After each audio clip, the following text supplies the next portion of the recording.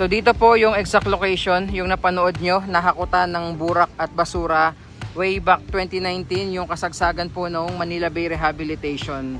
So dito po yan, no, sa mismong area na to kung saan po nakalatag ngayon itong Dolomite Sand, yung tinatawag natin ngayon na Dolomite Beach.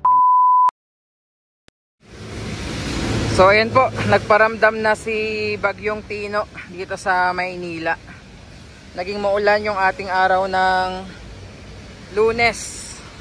Balik pasok na naman ang mga estudyante at empleyado, no, after ng undas.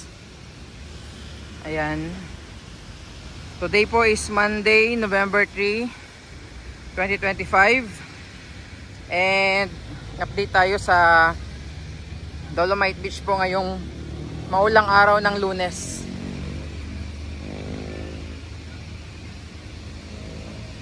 Kamusta nga ba ang sitwasyon ng Dolomite Beach? Ayan po. Wow, tingnan nyo naman po yan.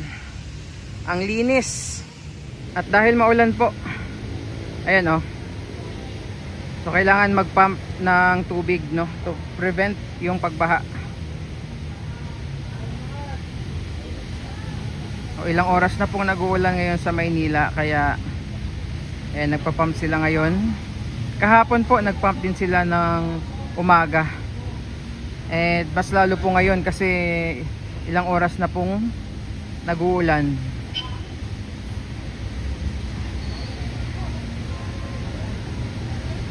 Ayan, so ito yung ating Dolomite Beach ngayong hapon ng Lunes.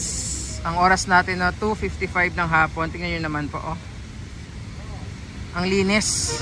Di ko sure kung sarado today, no? Pero walang katao-tao sa loob kasi nga maulan.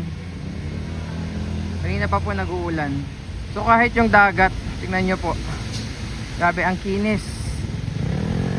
Wala rin mga palutang-lutang na basura sa dagat ngayon dito sa Manila Bay Walk. Ano, ganda, oh.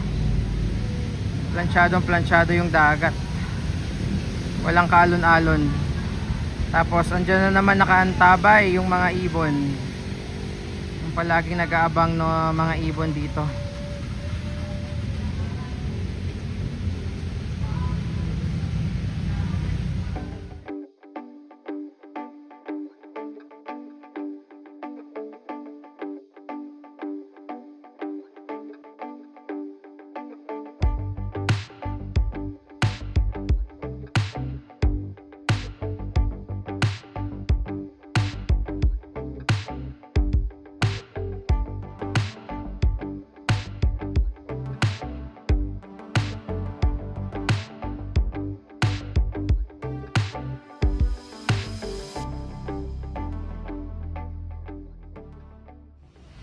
So dito po yung exact location, yung napanood nyo, nahakutan ng burak at basura way back 2019, yung kasagsagan po ng Manila Bay Rehabilitation.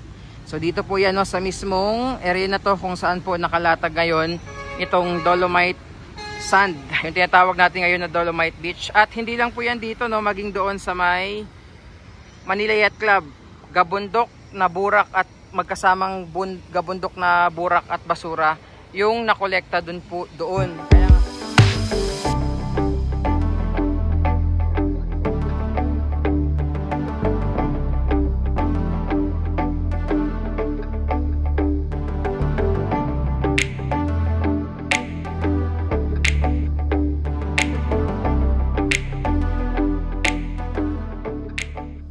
Kaya nga pansin nyo, hindi na amoy burak, hindi na amoy dumi ng tao, mabantot yung simoy ng hangin dito. Kasi dami po nang nakuha na mga burak at basura dito.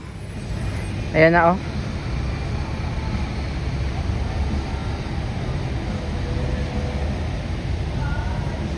Hindi masyadong mataas yung buga ng tubig kasi high tide. Pero kapag low tide po yan, mataas yung buga ng tubig.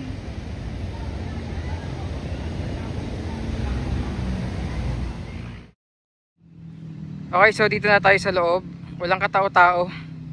And ako lang mag-isa dito sa loob at yung ating warriors kasi katatapos lang po yung buhos ng malakas na ulan pero tumila na po. So throwback muna tayo sa area na to before, no, kung saan sandamakmak and gabundok na mga burak at basura nga yung nakuha dito before, no, bago tayo nagkaroon nitong Dolomite Beach ngayon na napapasyalan ng mga kababayan natin, especially dito sa area na to. Ayan.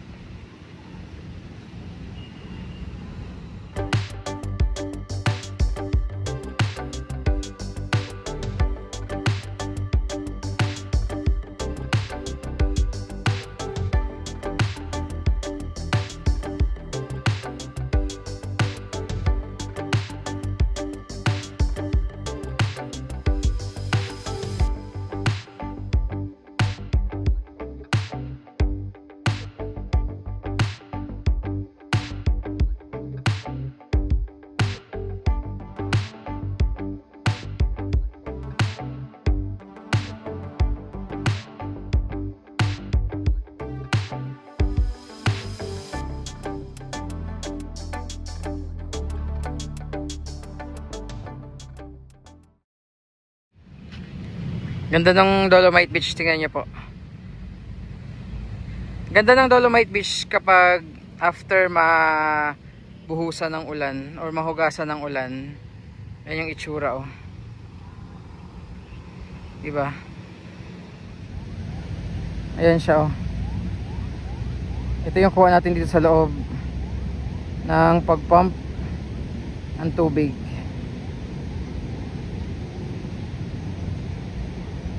Kanina yung kuha natin doon sa footbridge.